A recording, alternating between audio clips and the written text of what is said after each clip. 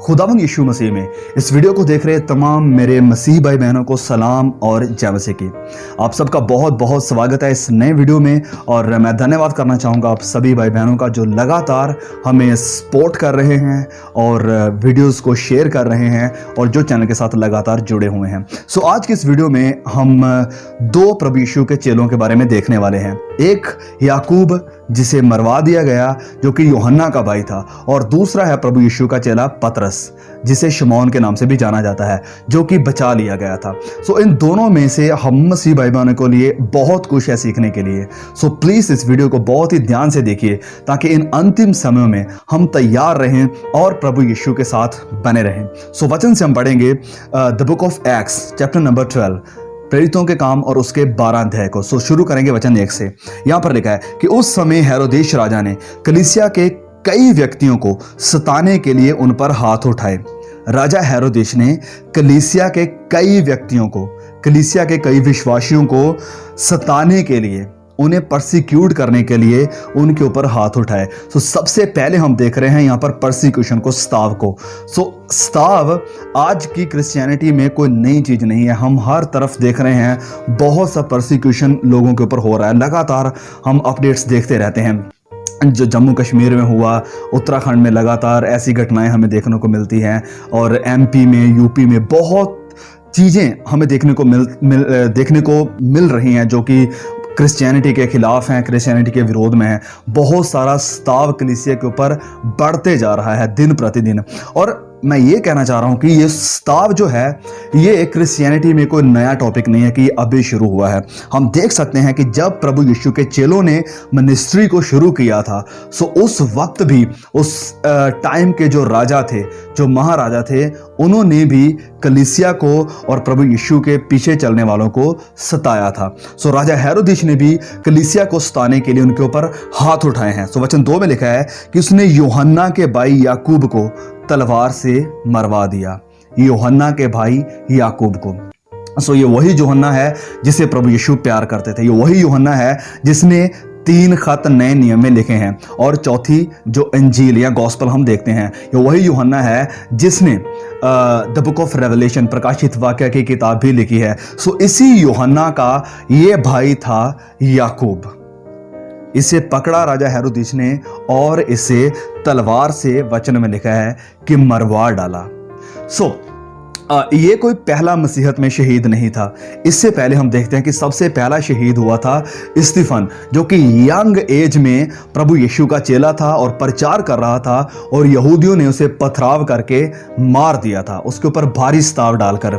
सो उसके बाद हम देख रहे हैं यहाँ पर याकूब को भी राजा हेरोदेस ने तलवार से मरवा दिया।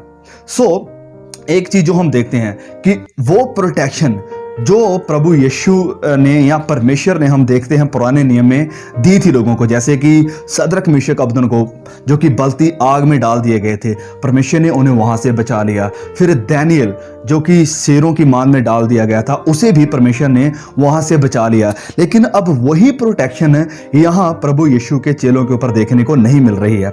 यस, सभी के साथ ऐसा नहीं हुआ, क्योंकि हम देखते हैं कि यूहन्ना भी कई बार स्ताव से होकर गुजरा। यूहन्ना को भी मारने की कोशिश की गई। फिर पतरस को भी हम देखते हैं कि पतरस को भी परमेश्वर ने बचाया। फिर हम देखते हैं कि पौलुस को भी मार दिया गया था, लेकिन उसे भी परमेश्वर ने बचा लिया।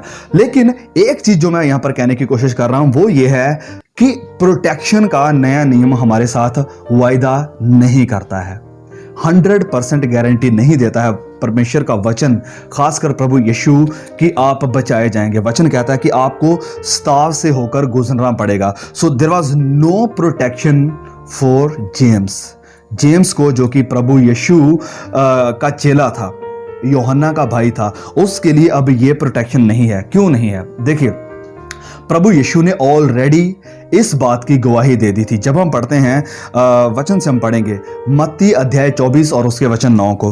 मत्ती उसके 24 अध्याय वचन 9, मैथ्यू चैप्टर 24 वर्स नंबर 9। तो यहां पर लिखा है, प्रभु यीशु कह रहे हैं अपने चेलों से कि तब वह क्लेश देने के लिए तुम्हें पकड़वाएंगे, क्लेश देने के लिए, परसिक्यूशन के लिए तुम्हें पकड़वाएंगे और तुम्हें मार डालेंगे। प्रभु यीशु ने यह नहीं कहा कि मैं तुम्हें मरने नहीं दूंगा। प्रभु यीशु ने कहा कि वह तुम्हें मार डालेंगे। और मेरे नाम के कारण सब जातियों के लोग तुमसे बैर रखेंगे। So they were already asked to be prepared to die. उन्हें ऑलरेडी प्रभु यीशु ने चेतावनी दे दी थी और कह दिया था कि मरने के लिए तैयार रहो। जब प्रभु यीशु ने कहा कि क्रूस को उठाओ और मेरे पीछे हो लो, क्रूस उठाने का उस वक्त मतलब यही था कि तुम्हें फांसी का फंदा अपने हाथ में लेकर चलना होगा। सो मरने के लिए तैयार रहने के लिए प्रभु यीशु ने ऑलरेडी कह दिया था। सो यहाँ पर यही प्रोटेक्शन हमें देखने को नहीं मिलती है याकूब के लिए। याकूब को राजा हेरोदिस के द्वारा मार दिया गया है। फिर जब हम आगे पढ़ते हैं, वचन में लिखा है कि तब उसने देखा कि यहूदी लोग इससे आनंदित होते हैं, तो उसने पतरस को भी पकड़ लिया। वह दिन अख़मीरी रोटी के दिन थे। तो जब याकूब को मरवा दिया गया, जो कि प्रभु यीशु के 12 चेलों में से एक था, जब उसे मरवा दिया तो जो यहूदी लोग थे, जो कि इस मसीहत के खिलाफ थे, इस बढ़ रहे एक नए ग्रुप के विरोध में थे, जब उन्होंने देखा कि हमारे राजा हेरोदिस ने याकूब को मरवा दिया, तो वचन में लिखा है कि वह बहुत खुश हुए। और जब हेरोदिस ने देखा कि ये लोग खुश हो रहे हैं, तो उसने उन्हें खुश करने के लिए एक और प्रभु यीशु के चेले को पकड़ा, जो कि कलीसिया का हेड था, और वो था पतरस। अब पतरस को भी पकड़ लिया गया है। और वो दिन वचन में लिखा कि अख़मीरी रोटी के दिन थे।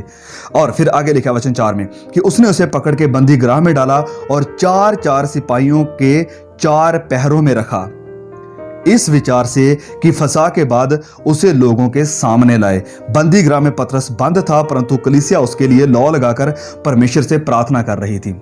अब पतरस को पकड़ लिया गया है, लेकिन उसे मारा नहीं है। वचन में लिखा कि इस त्योहार के बाद, जो त्योहार चल रहा था उस वक्त, जो फसा था, जो एक फेस्टिवल था, इसके बाद वह लोगों के सामने उसे लेकर आएगा और उसे मरवा देगा। सो उसे मारने से पहले वचन में लिखा है कि उसके इर्द गिर्द बहुत बड़ी एक सिक्योरिटी लगा दी गई है। और सिक्योरिटी क्या है? वचन में लिखा है कि उसे पकड़ के बंदी गृह में डाला और 4-4 सिपाहियों के 4 पहरों में रखा। 4-4 सिपाही थे और 4 पहरे थे उसके इर्द गिर्द, पतरस को देखने के लिए, उसे सिक्योर करने के लिए। क्यों 4-4 पहरे क्यों लगा दिए गए? क्योंकि इन्होंने पहले देखा था। क्योंकि जब हम पीछे वचन में देखते हैं, वचन 5 में, चैप्टर 5 में, तो वहां पर जो प्रभु के लोगों को पकड़ा गया था, तो अद्भुत तरीके से परमेश्वर ने, प्रभु यीशु ने उन्हें जेल से बचा लिया था, अद्भुत तरीके से उन्हें जेल से बाहर निकाल लिया था। सो इस डर से कि कहीं पतरस के साथ भी ऐसा ना हो जाए, उसकी सिक्योरिटी बढ़ा दी गई और इसलिए 4-4 सिपाहियों के 4 पहरे पतरस के आसपास लगा दिए गए। और अगले दिन, यानी इस फसा के बाद, जो कि अख़मीरी रोटी का फसा था, इसके बाद पतरस को भी मार डालने वाले थे ये लोग। तो वचन में ये लिखा है 5 में कि सारी कलीसिया, जो कलीसिया के लोग थे, वो सब लोग मिलकर पतरस के लिए लौ लगाकर, यानी मन लगाकर, दिल से प्रार्थना कर रहे थे। फिर वचन 6 में लिखा है, जब हेरोदिस उसे लोगों के सामने लाने को था, उसी रात लोगों के सब उस सामने लाने को था, तो उस रात पतरस 2 जंजीरों में बंधा हुआ है। 2 जंजीरों से बंधा हुआ 2 सिपाहियों के बीच सो रहा था। इस बात को ध्यान दीजिए, 2 सिपाहियों के बीच में वह खड़ा है, 4-4 सिपाही लगे हुए हैं और 4 पहरे लगा दिए गए हैं और जंजीरों के साथ जकड़ा हुआ है। और वचन में लिखा है कि वह सो रहा है। अगले सुबह इसे मार डालने वाले थे ये लोग, लेकिन वह सो रहा है। उसे मौत की परवाह नहीं थी। पतरस ये जानता था कि उन्होंने याकूब को तलवार से मार दिया है, उन्होंने अगर उसे नहीं छोड़ा है तो मेरे साथ भी यही होने वाला है। लेकिन हैरानी वाली बात यहाँ पर यह है कि पतरस सो रहा है इतनी बड़ी सिक्योरिटी के बीच, ये जानते हुए कि अगली सुबह उसे भी मार दिया जाएगा। कैसे ये मुमकिन है कि पतरस सो रहा है? वेल, ये मुमकिन इसलिए है, सबसे पहली बात जो वचन से हमने देखी है मत्ती 24 में, कि प्रभु यीशु ने कह दिया था कि वह तुम्हें मरवाएंगे, तुम्हें पकड़वाएंगे, मेरे नाम के कारण ये लोग तुमसे बैर रखेंगे, तुम्हें मार डालेंगे। और दूसरी बात कि वह जानता था कि मैं मरने के बाद किसी अच्छी जगह पर जा रहा हूं, मेरे लिए एक बढ़िया इंतजाम किया गया है प्रभु यीशु के द्वारा, जिसके नाम के कारण मैं मर रहा हूं, जिसके नाम के कारण ये लोग मुझसे बैर रख रहे हैं, मुझसे इतनी नफरत करते हैं। सो वह जानता था कि मैं एक अच्छी जगह पर जा रहा हूं इस पृथ्वी को छोड़कर, इसलिए वह चिंता नहीं कर रहा था, वह डर नहीं रहा था, फिक्रमंद नहीं था कि मेरे साथ क्या होने वाला है, मुझे यहां से कौन बचाएगा? नहीं, वचन में लिखा है कि वह सो रहा था। इतनी टाइट सिक्योरिटी के बीच जंजीरों से बंधे हुए सुबह मरने वाला है, लेकिन वह सो रहा है। विश्वास, यहां पर एक जो चीज हमें देखने को मिलती है वो है विश्वास, क्योंकि उसे विश्वास था कि मैं प्रभु यीशु के साथ हूंगा। जब मुझे मार दिया जाएगा तो मेरी आंखें परमेश्वर की उपस्थिति में, उसकी प्रेजेंस में जाकर खुलेंगी। इसलिए वह फिक्रमंद नहीं था, वह मौत से घबरा नहीं रहा था, भले ही उसे मालूम था सब कुछ। वचन में आगे लिखा है, वचन 7 में, तो देखो प्रभु का एक स्वर्गदूत आकर वहां खड़ा हुआ और उस कोठरी में ज्योति चमकी और उसने पतरस की पसली पर हाथ मार के उसे जगाया और कहा कि उठ जल्दी कर, और उसके हाथों से जंजीरें खुल पड़ी। हम आगे वचन में जानते हैं कि पतरस उस जेल से निकल जाता है सेफली। परमेश्वर का दूत उसे इन सब जंजीरों से छुड़ाकर, सारे जो पहरे, जो सिक्योरिटी उसके आसपास लगी हुई है, उन सब से छुड़ाकर बाहर बंदी गृह से ले जाता है। दो लोग हैं यहां पर, एक याकूब जिसके लिए परमेश्वर की यह प्रोटेक्शन नहीं आई जो पतरस के लिए आई, और दूसरा पतरस है जो कि जंजीरों के बीच भी, परेशानी में, मौत के मुंह में भी आराम कर रहा है, सो रहा है, और फिर उसके लिए प्रोटेक्शन आती है, परमेश्वर उसे बचाते हैं। सबसे पहली बात कि याकूब ने अपनी मौत के द्वारा परमेश्वर की महिमा की, क्योंकि परमेश्वर का जो मिशन था उसकी जिंदगी में जो मकसद था, जो गोल था, वो शायद यही था। लेकिन पतरस की जिंदगी के लिए जो परमेश्वर का मिशन था वो कुछ और था। इसलिए दोनों के लिए एक अलग अलग व्यवहार को या बिहेवियर को हम देखते हैं कि एक को परमेश्वर ने नहीं बचाया मौत से, लेकिन एक को बचा लिया गया, क्योंकि दोनों की मिनिस्ट्री, दोनों की सेवकाई अलग अलग थी। ये नहीं कह सकते कि याकूब का विश्वास नहीं था, वो एक कमजोर क्रिश्चियन था, नहीं, वो प्रभु यीशु का एक बहुत ही महत्वपूर्ण चेला था, यूहन्ना का भाई था, लेकिन उसकी सेवकाई सिर्फ इतनी थी।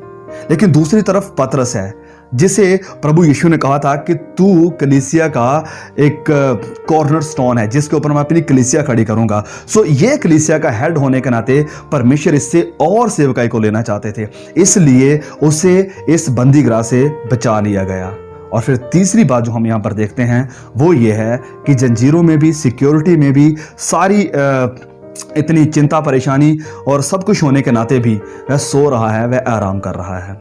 मेरे प्रियो, इस कठिन समय में स्ताव हम कहीं से भी एक्सपेक्ट कर सकते हैं, कहीं से भी हम सोच सकते हैं कि आ सकता है। आज अगर हमारे ऊपर नहीं है तो ये कल जरूर होने वाला है, क्योंकि जिस तरह से हालात बदल रहे हैं, जिस तरह से लोग बदल रहे हैं, और जिस तरह से हम हमारे समाज को बदलते हुए देख रहे हैं, आज नहीं तो कल, नहीं तो परसों ये स्ताव सब मसीहों के ऊपर आने वाला है।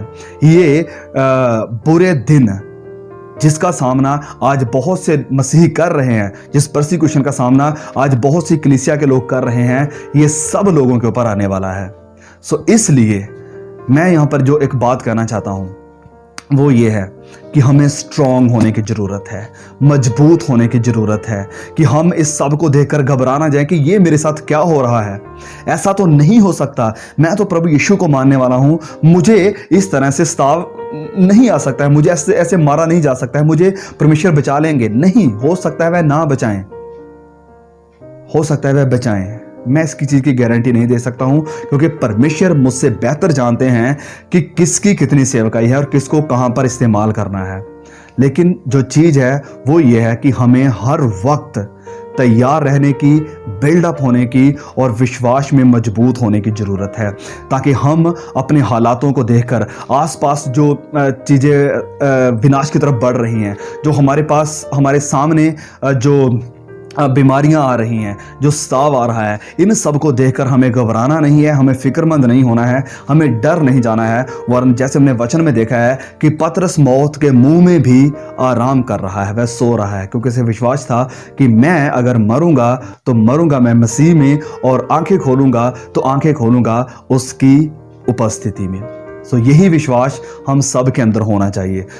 मैं यहाँ पर आपको इनकरेज करना चाहता हूँ कि प्लीज़ विश्वास में मजबूत होइए, क्योंकि ये परसिक्यूशन, ये स्ताव का वायदा परमेश्वर ने ऑलरेडी हमारे साथ किया है। प्रभु यीशु ने कहा है मत्ती अध्याय 24 वचन 9 में कि वह तुम्हें पकड़वाएंगे और मेरे नाम के कारण तुम्हें मार डालेंगे। इस बात को हमें हमेशा ध्यान में रखना है कि Christianity is not all about prosperity, good things and health and wealth. No no no no, Christianity सिर्फ आशीषें, धन दौलत और सब कुछ अच्छा होगा यही नहीं है। क्रिश्चियनिटी का जो मैसेज है, प्रभु यीशु का जो संदेश है, वो है कि मेरे नाम के कारण वह तुमसे बैर रखेंगे, तुम्हें पकड़वाएंगे और तुम्हें मार डालेंगे। और इस चीज के लिए हमें हर वक्त तैयार रहना है।